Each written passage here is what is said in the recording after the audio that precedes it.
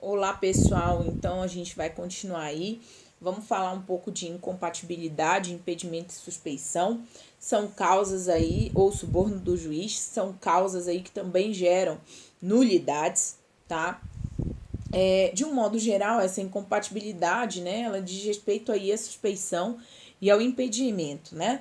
Porque se a gente parar para avaliar, a incompatibilidade ela está intimamente ligada aí com a suspeição e com impedimento. Entretanto, né, o código traz esses termos de forma aí distinta. Então, assim, as incompatibilidades elas podem aí estar ligadas à questão da relação de parentesco, tá bom? Dá uma olhada aí no artigo 253 do CPP, né, quando fala aí de questões de relação de juízes com o colegiado. Então, dá uma olhadinha nisso. Os casos de impedimento, eles estão lavrados aí no artigo 252, tá, do CPP, e eles trazem aí, né, uma verdadeira proibição, né, ao exercício da jurisdição por parte do juiz, tá bom? Já a suspeição, ela tem a ver com questões que são um pouco mais subjetivas, né? Como, por exemplo, o interesse do juiz no desfecho do processo. Ou seja, é um termo um pouco mais subjetivo do que a gente está habituado, tá bom? Essas hipóteses aí, elas estão descritas aí no artigo 254 do CPP e trazem aí, claro, né, algumas situações que em alguns momentos são muito difíceis aí da parte, né, para comprovar isso, tá bom? Mas é possível, né? Existe aí, tá no artigo 254 do CPP e vale a pena dar uma olhada. E o suborno nada mais é, né, do que uma corrupção, né? O recebimento aí de vantagem, pode ser pecuniária ou não pecuniária, né, por parte do juiz. Nesse sentido, né, majoritária jurisprudência, né, majoritária doutrina e também jurisprudência entende que a hipótese do suborno ela trataria aí de uma nulidade absoluta, tá bom? Porque aí, né, você estaria tratando de algo muito sério, né, de uma situação muito séria, né, em que se fere aí a própria suspeição, né, o impedimento e traz uma situação extremamente grave. Então seriam situações aí em que caberia a nulidade absoluta, tá? É questão aí muito interessante. Outro ponto, né, seria assim, a inexistência, né, ou defeito da peça acusatória ou da representação. Bom, a ausência da denúncia ou da queixa, né, ou ausência aí, né, da representação do ofendido, requisição do ministro da Justiça, ela vai gerar aí uma nulidade absoluta, ou seria até mesmo o caso de se pensar aí, né, em um vício que traria aí até a inexistência, né, desse processo, vamos dizer assim, né, porque se não tem denúncia, se não tem queixa, né, ou sem uma representação ou a requisição nas ações penais públicas condicionadas, né, fica quase que impossível. Então, sem isso, seria aí uma hipótese, tá, de nulidade absoluta aí, tá? E é interessante vocês darem aí uma aprofundada, tá? Nessa parte dessa nulidade em específico, tá bom? Aqui a gente está dando só um guia para você poder aí se situar. Bem, outro ponto seria aí a ausência de intervenção do Ministério Público, né? Por quê? Porque o Ministério Público ele tem que estar presente nas ações que são por ele ajuizadas, tá? Ou pela parte ofendida, né? Quando se tratar aí, né, de uma ação penal pública, né? Então, assim, de uma ação penal privada, né? Então, assim, quando é o próprio ofendido, o Ministério está atuando ali, né? O MP está atuando ali fiscalizando. Quando ele é parte, ele precisa atuar no processo, né? Então, não havendo aí não havendo aí uma intervenção do Ministério Público, quando ele deveria, e nas ações penais, né, públicas, incondicionadas ou condicionadas, né, a representação, vai ser uma nulidade absoluta, tá? Agora, se essa omissão ocorrer na ação penal privada subsidiária da pública, tá? Essa nulidade, ela pode ser considerada aí como relativa, tá bom?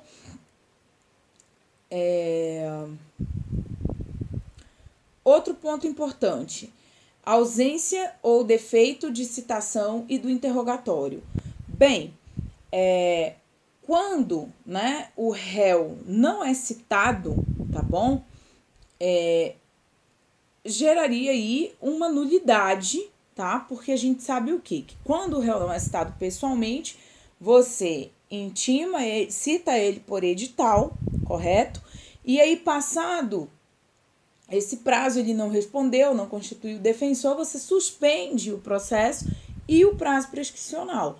Por quanto tempo? Pelo máximo da pena que é abstrata, que é combinada a esse crime, ok? Então, se não houver, né, essa falta, se houver esse defeito aí na citação, essa nulidade, então, ela é absoluta, tá? Ela vicia o processo de uma forma fatal, tá bom? Mas ela pode também ser sanada aí se o acusado comparecer, tá bom?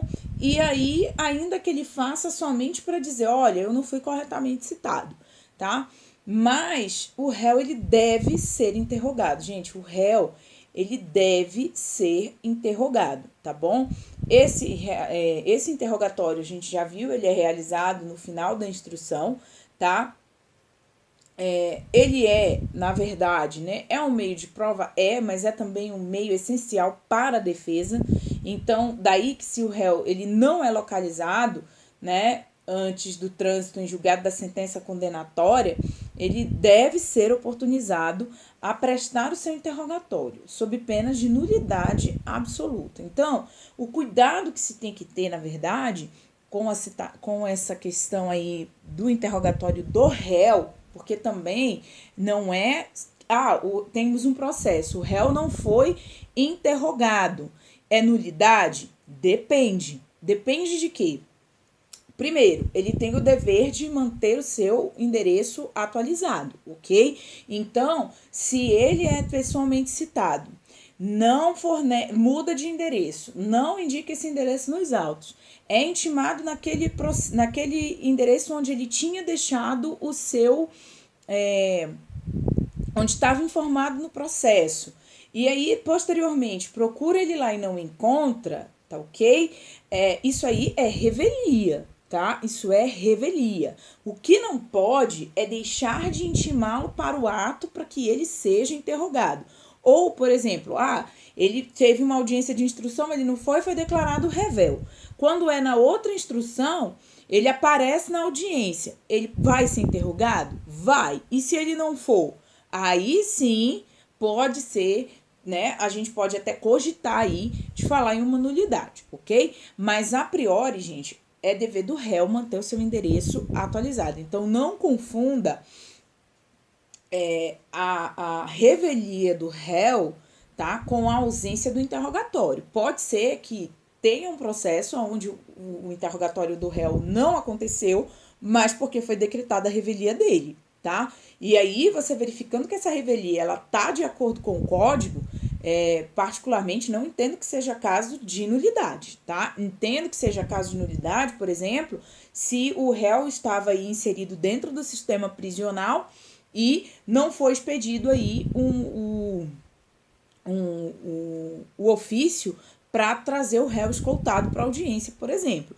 Aí sim, porque você está deixando de interrogar o réu, ele está dentro do sistema e não foi trazido. Então, geralmente, né, os nossos juízes têm muito cuidado, né, com a decretação da revelia, tem muito cuidado aí de verificar sempre, né, se o réu foi inserido no sistema para que ele possa ser trazido para ser interrogado. Então, assim, a ausência, né, do interrogatório do réu, ela pode gerar nulidade? Pode. Mas existem alguns fatores aí que precisam ser observados para que isso aconteça, tá? Então, não é indiscriminadamente todo o processo que o réu não foi ouvido é nulidade. Tem que verificar se foi decretado revelia, se essa revelia foi decretada de acordo com as regras do Código de Processo Penal. Porque se elas estiverem de acordo, obviamente não será ali uma hipótese, então, de revelia, ok?